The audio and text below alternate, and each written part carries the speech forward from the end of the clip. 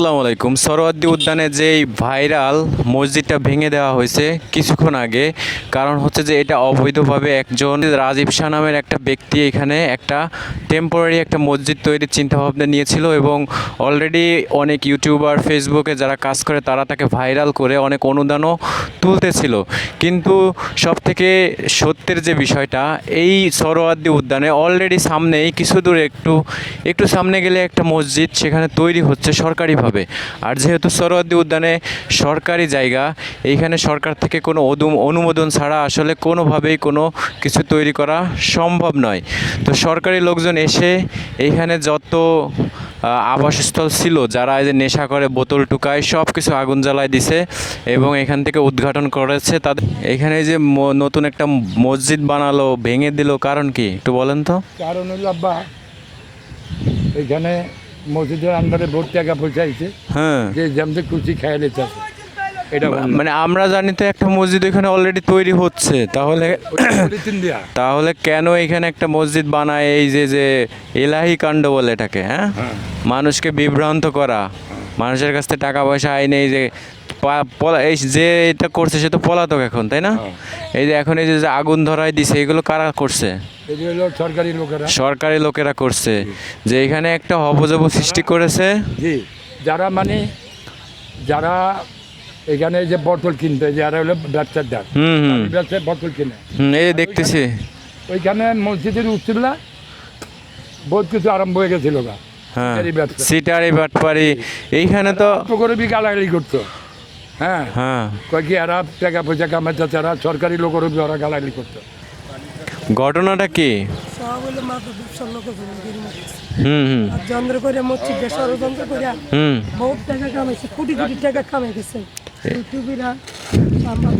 এর সাথে সাংবাদিকরাও জড়িত আছে, তাই তো?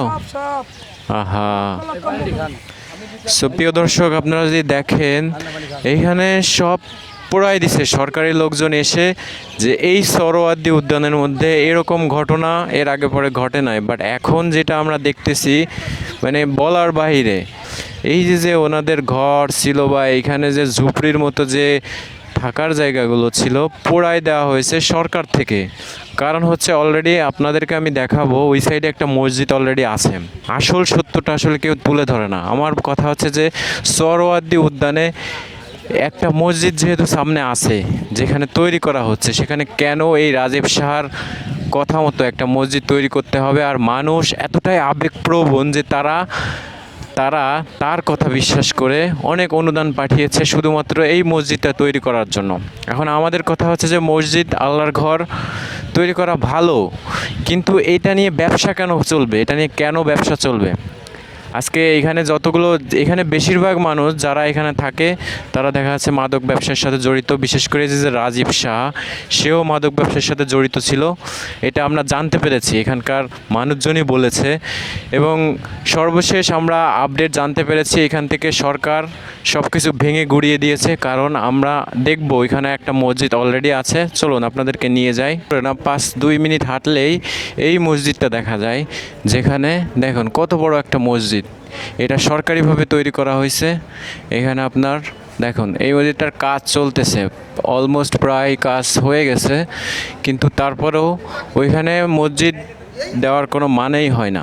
স্যার, আপনারা কি এইখানেই কাজ করেন? আচ্ছা, এইখানে তো আমাদের অলরেডি সরকার থেকে একটা মসজিদ তৈরি করে দিয়েছে, তাই না? কিন্তু ওই যে 2 মিনিট হাঁটলেই যে একটা লোক, নাম হচ্ছে রাজীব শাহ, যে কর্মকাণ্ডগুলো করলো, এটা কি ঠিক করছে? ঠিক করে নাই। এটা তো ভণ্ডামি, তাই না? এই যে মনে করেন যে বাঙালি আবেগপ্রবণ হয়ে অনেকে বিশ্বাস করতেছে, অনেকে অনেক কথা বলতেছে, কিন্তু আসল সত্যটা আসলে কেউ প্রচার করতেছে না। এটাই তো বলতেছি যে ও কিন্তু নেশা করে। একটা মসজিদের নাম নিয়ে যে ব্যবসাটা করলো, এই যে অনেকগুলো টাকা হাতায় নিয়ে চলে গেল, এটা কিন্তু বাঙালি বুঝতেছে না। লোক আছে, তাই তো?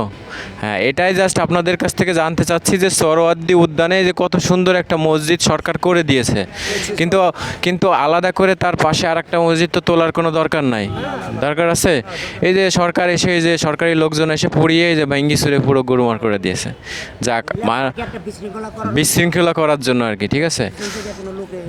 হ্যাঁ হ্যাঁ, তো এটাই জাস্ট আপডেট জানালাম যে অলরেডি সোহরাওয়ার্দী উদ্যানে একটা মসজিদ রয়েছে, আলাদা করে মসজিদের কোনো প্রয়োজন নেই। আপনারা সাধারণ মানুষ যারা আছেন বিভ্রান্ত হবেন না। আশা করি ভিডিওটা ছড়িয়ে দিয়ে মানুষের মধ্যে ছড়িয়ে দিয়ে সত্য প্রচার করবেন। সবাইকে ধন্যবাদ। আসসালামু আলাইকুম।